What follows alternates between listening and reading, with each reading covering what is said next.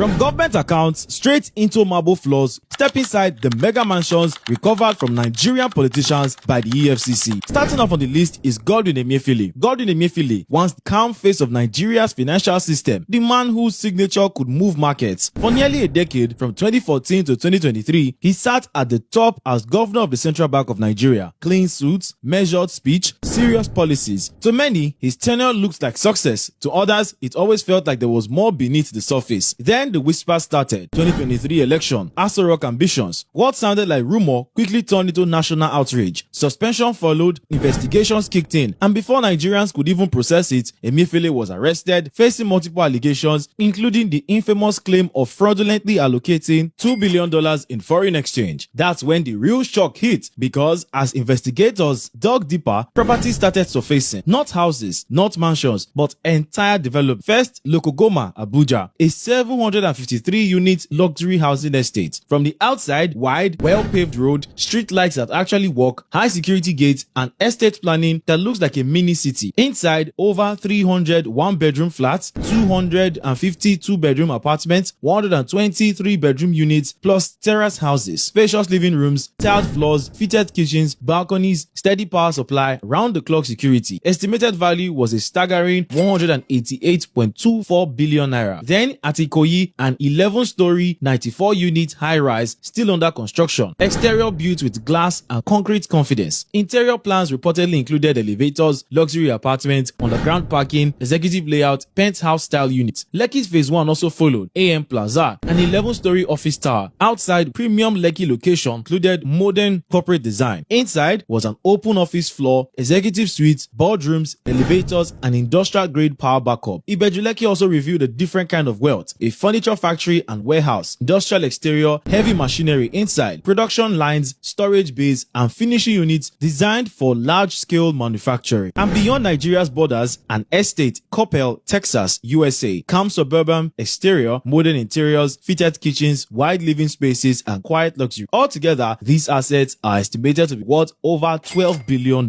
Next is Abubakar Malami, the former Attorney General of the Federation, senior lawyer, Oga at the very top, once embodied power, composure, and nothing fit shake me kind of vibe. From 2015 to 2023, he sat comfortably at the helm of Nigeria's justice system, calm like water. Then, 2019 knocked, and he knocked hard. Suddenly, G started flying. His family's lifestyle went from coded to cinematic. The loudest alarm, his son allegedly cruising in one of the most expensive cars in Nigeria with no visible 9 to 5, no startup, no founder and CEO bio. Nigeria's Post, the internet sharpened its teeth. Malami said all his wealth predated public office. But the court said, okay sir, let's open the book. By December 2025, the matter entered its final arc. EFCC pulled up, custody happened, and assets started rolling out like end credit scenes. Under the Rayhan brand alone, the seizures read like a billionaire's diary. First, Rayhan University permanent site, valued at about 56 billion naira, comes with massive academic blocks, wide tarred roads, landscape grounds, and an imposing exterior. Inside, marble floors, executive offices, elevators, fully furnished lecture halls. The temporary site was over 37 billion naira and boasts modern classroom buildings, hostels with tiled interiors, backup power system, and a secured perimeter. A third Rayhan site, worth over 2 billion naira, adds glass front structures, calm surroundings, and fitted interior. How about the Rayhan Model Academy, estimated at 11 billion naira? Featured high-tech classrooms, ICT labs, sports facilities, elegant interiors, and a polished school compound. Then there's Asbury Hotel, 10 billion naira plus of premium hospitality. Think grand facade, expansive parking, swimming pool, vent halls, luxury suites with mood lighting, elevators, top-tier furniture, and a commercial-grade kitchen. The Asbury Gallery, worth over 581 million naira, offers sleek interior, curated lighting, and a secure exterior, while Asbury Gardens, worth 392 million naira, serve landscape lawns, fountains, walkways, and relaxation lounges. Iskebe Mansion, soft life headquarters, long private driveway, fenced estate, plush living rooms, marble kitchen, well-decked bedrooms, modern bathrooms, and serene outdoor space, was worth about 350 million naira. In Kanu, there was the Zinner Hotel, worth 11 billion naira, that stands tall with commanding exterior, luxury rooms, lounges, restaurants, comfort halls, and rooftop views. The Rayhan Hotel, which was worth 2 billion naira, follows with stylish interiors and premium finishing. Abuja didn't miss out. A Maitama duplex on Amazon Street, worth over 5 billion naira, features a bold exterior, private compound, spacious living areas, fitted kitchen, en-suite rooms, and luxury finishing. The Mithaq Hotel's 2 branches, which are worth over 20 billion naira, brings banquet halls, elevators, backup power, and striking facade. Add 42 bungalows at the Ifab estate worth 385 million naira, neatly lined with modern interiors, gated setting. Total estimate over 210 billion naira. Next is Sambo Dasuki. Sambo Dasuki, the name alone, used to command power, protocol, and tight security briefings. A retired Nigerian military officer, he sat at very nerve center of national intelligence as National Security Advisor Goodluck Jonathan, and for a hot minute under Muhammadu Buhari. On paper, it looked like a clean run. In real life, that's where the movie started. Entered the EFCC like a dramatic plot twist nobody skipped. Allegations of money laundering and reckless handling of public funds flew in faster than breaking news alerts. And suddenly, the real stars of the scandals weren't press conference, it was properties. Big ones. I mean loud ones. The kind that scream money day here. First up, a massive hotel complex on Rabba Road, Kaduna. From the outside, it's all imposing gates, wide driveways, and that Oga is at home architectural confidence. Inside, think polished marble floors, high ceilings, luxury suites with plush furniture, conference halls big enough for power meetings, and a lobby that smelled like potted air freshener. This property alone was linked to the infamous $2.1 billion arms procurement scandal. Yes, billion with a B. Then there's the mansion under construction at Sami Road, Kaduna. Even unfinished, it was already flexing. The exterior had a towering concrete frames, grand balconies, oversized windows clearly designed for bulletproof glass. Interior plans reportedly included private elevators, walk-in closets bigger than average Lagos apartments, multiple living rooms, and a master suite that hosts its own housewarming party. But wait, EFCC didn't stop there. Multiple other mansions scattered across Kaduna were also marked. From the outside, these homes featured tall perimeter fences, security houses, and landscape compounds. Inside, expansive lounges, designer staircases, imported fittings, home offices, and enough rooms to forget where you slept last night. And just like that, the scandal stopped being abstract, came concrete, brick, marble, glass. Next on the list is Desiani Alison Madueke. Yes, that's Desiani. She didn't just shatter ceilings, she shook entire vaults. Nigeria's first female petroleum minister and the first woman to ever sit as president of the Organization of the Petroleum Exporting Countries, OPEC. Her resume was historic until the gist turned spicy. What started as power and prestige quickly morphed into headlines screaming alleged missing funds, reckless spending, and a luxury lifestyle that looks like Netflix real estate montage. Enter the EFCC, loud knock. According to seizures linked to investigations by Economic and Financial Crimes Commission, about $153 million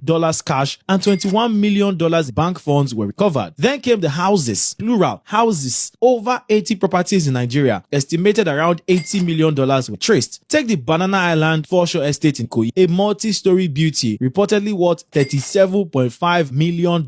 Outside, gated serenity, manicured lawns, private driveways. Inside, marble floors, glass balustrades, en-suite bedrooms, walk-in closets big enough to host a meeting. Nearby, 6 Ikoyi flats follow the same script: sleek exterior, elevators, and interior dripping with polished stone, designer lighting, and floor-to-ceiling windows. Over in Yaba, there was a 21-unit estate rolled in, neat facades, secure parking, and inside, modern kitchens, airy living rooms, and uniform luxury finishes. Abuja didn't escape either. 2 mega mansions in Asokoro and Maitama. Think fortress exteriors, high perimeter walls, interiors boasting grand staircases, home cinemas, and private gyms. Across the pond, the UK chapter read like a postcard. 3 properties were frozen, valued at £10 million, including 2 around Regent Park, classic facades, quiet streets, and inside, high ceilings, fireplaces, and luxury fittings, plus a countryside spread Buckinghamshire with wide lawns outside, plush country chic interiors within. Add $35 million in jewelry and assets, you see why the saga went viral. If you enjoyed the video to this point, do well to hit the like button as we continue. Next up is Ibrahim Shema. Ibrahim Shema is one of those Nigerian political names that comes with bars. A lawyer by training, power player by politics. He stormed into Katsina State Government House in 2007 and returned for a second round in 2011. For some people, his tenure meant roads, structures, and at least something moved. For others, or more, that's when the gist entered premium mode. After he bowed out of office, EFCC didn't bow out with him. Instead, they allegedly knocked hard. Accusations of illegal diversion of public funds surfaced, and suddenly, the conversation shifted from governance to granite tiles and bulletproof gates. Because if there's one thing this saga served hot, it was assets. Let's start with the Makera Estate mansions. Outside, tall fences, heavy iron gates, security-ready compound that says no noise here. Inside, marble floors shining like mirrors, sweeping staircases, chandelier lighting, massive massive living rooms, and bedrooms that look like presidential suites. Then there's Bahim Estate. Quiet, classy, old money vibes. Exterior landscaping is neat and intimidatingly calm. Interior finishes include fitted wardrobes, luxury kitchens, custom ceilings, private lounges, and bathrooms that look like spa centers. Finally, the GRA Casino Mansion, a prime location and elite neighborhood. Outside screams status, inside whispers wealth, en-suite rooms, imported fittings, expansive halls, and enough space to host governors' meetings comfortably. In total, about 20 properties reportedly fell under interim forfeiture during the EFCC's 2015 to 2018 asset recovery campaign, many valued above $11 million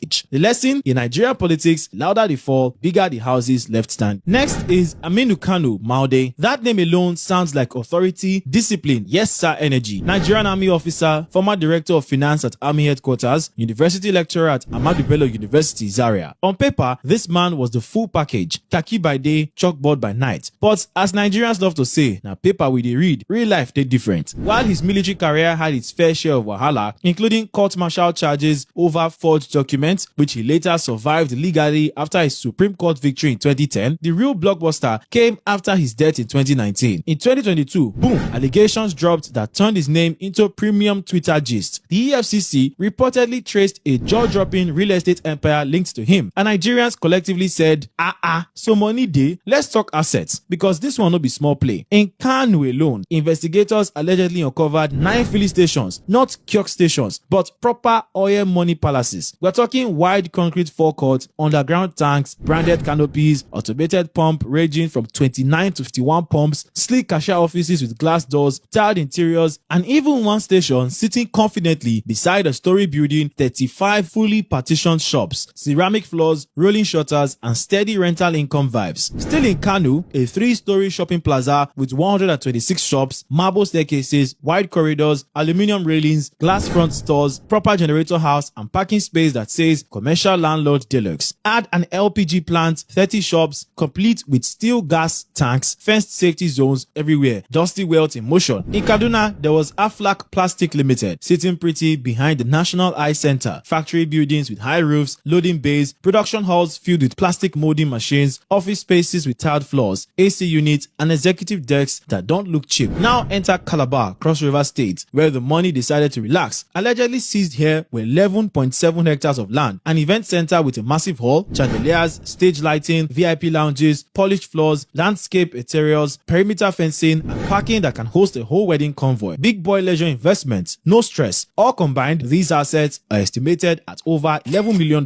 Nigeria just sat back like, Omo, lecturer. Next on the list is Ayodele Fayose. Ayodele Fayose is not the kind of politician you whisper about. He is the loud, dramatic, headline-loving type that turns Nigerian politics into premium entertainment. Two-time governor of Ekiti State, Fayose ruled with vibes, controversy, hala, standby. But while his mouth was always loud, the scandals eventually spoke even louder. That's when the EFCC entered the chat. Now, quick gist on the people involved. The Economic and Financial Crimes Commission reportedly began sniffing around after allegations, vote manipulation, and serious money laundering popped up. Court cases followed. Accounts allegedly linked to him, Zenith Bank frozen. Then, boom, assets started dropping like dominoes. First up, 4 luxury duplexes in Lagos, each reportedly worth about $1.3 million.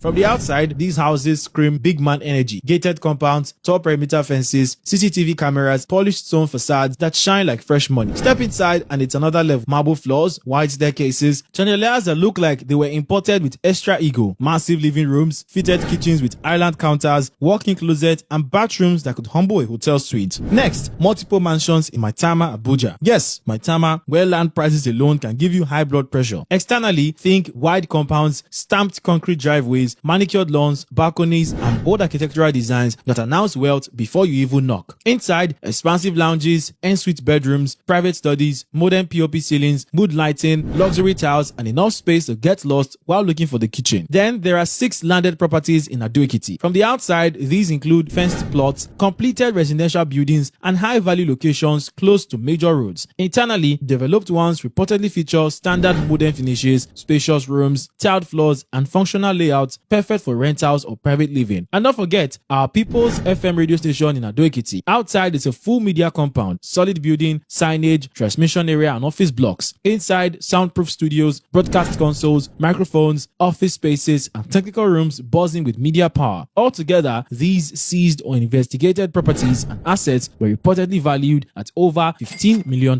Finally on the list is Babangida Aliyu. Muazu Babangida Aliyu. Yes, that Muazu is today's main character in one of Nigeria's most talked about political gist sagas. Two-time governor of Niger State, once hailed for experience, exposure and power moves until the plot twist entered like thunder. After leaving office, his name didn't actually rest. Instead, it popped up on the radar of ever-watchful Economic and Financial Crimes Commission. And from there, wahala loading, allegations flew in hot, diversion of ecological funds, misuse of state resources, and money doing gymnastics where he had no business being. Soon enough, EFCC said, oh yeah, bring the assets. First up, a jaw-dropping Abuja mega mansion valued at about 600 million naira. Outside, this place screams big man energy. High perimeter walls, massive gates, stamped concrete driveways, and a compound that can host a small wedding. Inside, pure luxury, marble finished floors, wide staircases, crystal chandeliers, multiple ensuite bedrooms, walk-in closets, a fully fitted modern kitchen, and living rooms big enough to echo your thoughts. Then came the Mina mansion, estimated at 300 million naira. Externally, it sits like a king on its land, fenced, landscaped, commanding attention. Internally, it's comfort on steroids. Spacious lounges, tiled floors, luxury bathrooms, modern lighting, and rooms designed for quiet enjoyment or powerful meetings. And that's not all. Cash recovery followed like bonus tracks. 1.94 billion naira funds traced and recovered. When you add everything up, insiders estimate his forfeited assets to be worth over $20 million. Alright guys, we've come to the end of the video for today, where we took a look at the assets that have been covered from various politicians across the years by the EFCC. Let me know in the comment section which of these shocked you the most. Don't forget to subscribe to the channel for more interesting updates. I'll see you in the next video.